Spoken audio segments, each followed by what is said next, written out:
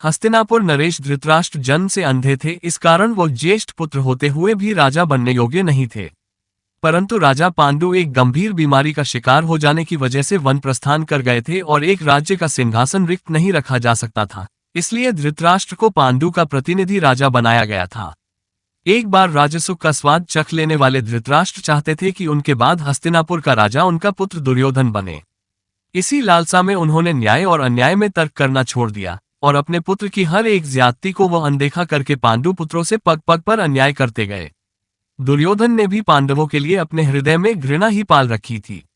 भीम को जहर देकर नदी में डुबोना, लाक्षागृह में आग लगाकर पांडु पुत्रों और कुंती को जिंदा जला देने का षड्यंत्र, द्रौपदी चीर हरण, द्यूत क्रीड़ा में कपट करके पांडवों को वनवास भेजना और ना जाने ऐसे कई षड्यंत्र से उसने पांडवों का अनिष्ट करने की चेष्टा की थी।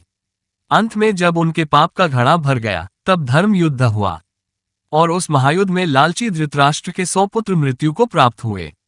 अपनी लालसा की वेदी पर अपने समस्त पुत्रों की बलि चढ़ा देने वाले धृतराष्ट्र ने युद्ध समाप्ति के बाद भी भीमसेन को अपनी भुजाओं में जकड़कर मार डालने का प्रयास किया था, लेकिन अंत में शर्मिंदा हो और हार स्वीकार कर धृतराष्ट्र पत्नी सहित वन चले जाते हैं।